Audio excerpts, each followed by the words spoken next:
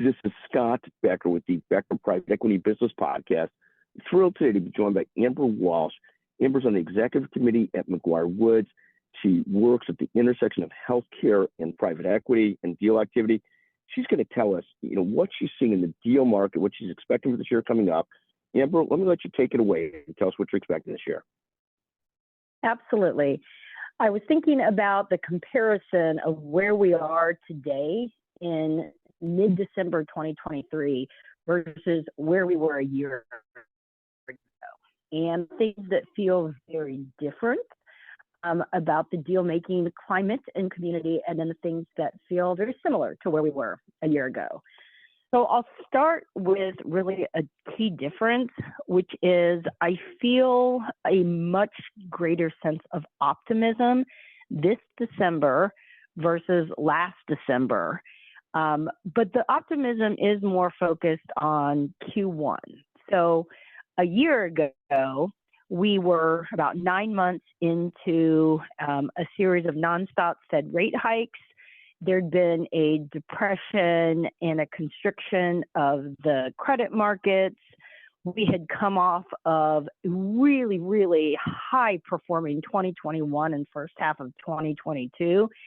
And we were still in the early stages of essentially a correction, a deal market correction. I use that term not in the strict economic sense, just of what it felt like, getting back to normal periods. But it was very unsettling, I think, for people this time a year ago. Now, we lived through a relatively slow 2023, but it's been many months since we've had a Fed rate hike, and it's entirely possible that it'll be the end. We'll find out more tomorrow when they meet. But there's starting to be much more signs of pickup in M&A activity, and you're starting to see much greater investor confidence reported back. A lot of the surveys are showing investors in the private equity industry with much more of a heavy optimism about Q1 2024 than where their optimism was a year ago. So that's really the first thing, is how it feels and the optimism where we are today versus a year ago. And it certainly seems like, in addition to the optimism, that you see signs of private equity funds, other privately held funds, aggressively raising funds and trying to deploy capital in a way that we've not seen through a lot of the last year. I mean, it seems like you've got that movement going on from an anecdotal perspective, too. Yeah, that's absolutely true. And you see that alongside something that has been pretty consistent with last December versus this December, which is funds really being in maintenance mode of their platforms. We saw it a lot at the end of 2022, and for most of 2023, much of the activity was not M&A activity. It was compliance. It was a focus on new technologies where you could make investments that would produce revenue, like AI, for example. It was vendor management, focus on liquidity, managing your debt and whether or not to try for a refi when rates are higher.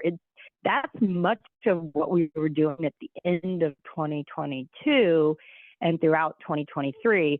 But you're right, Scott, it feels like we have started to see in the last few months, private equity investors in particular, still doing that, but refocusing again on fundraising, capital deployment, and potential exits.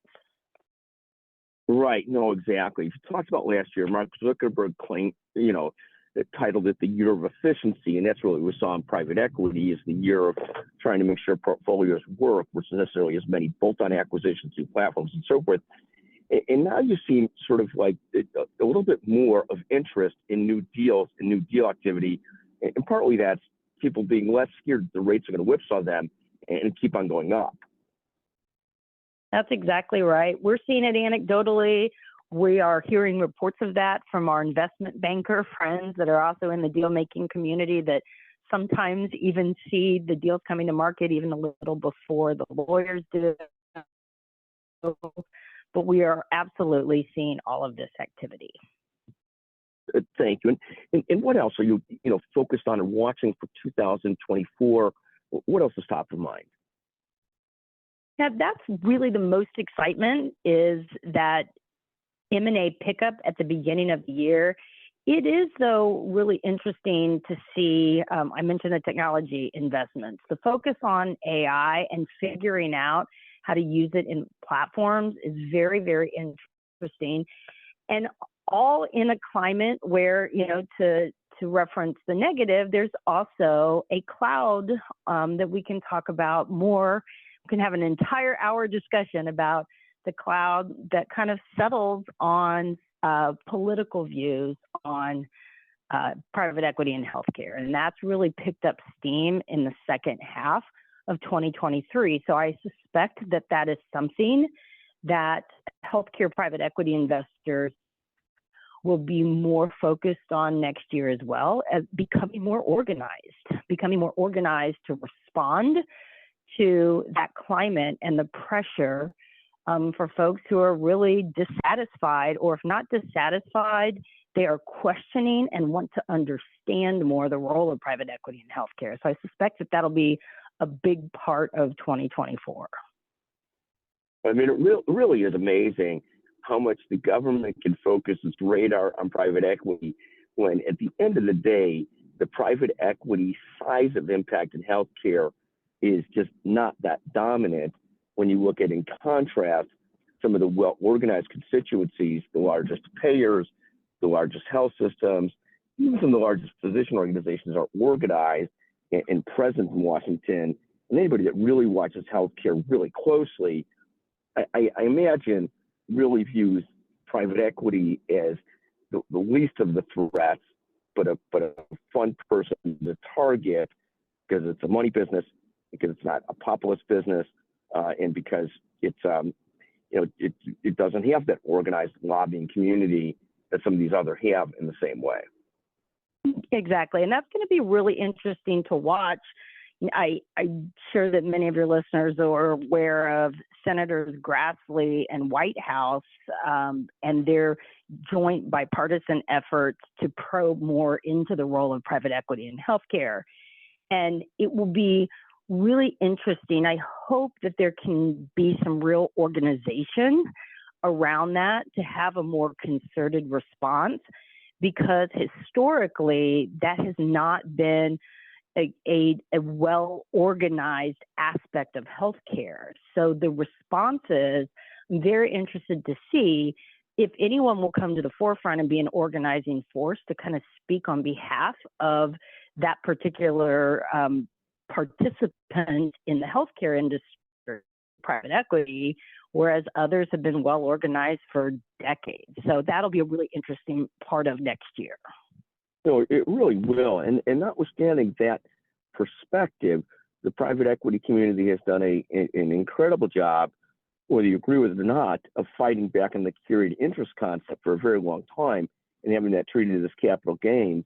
And that constantly seems to be an issue, too, that comes up. But it seems like whenever it comes up, the private equity community, at least, is strong enough through the Blackstones and others to get Congress not to push that forward. But it's fascinating perspectives. Absolutely. Amber, as always, we want to thank you for joining us on the Becker Private Equity Podcast. Just a brilliant regular commentator, Amber Walsh of McGuireWoods. Thank you for joining us today. Thank you.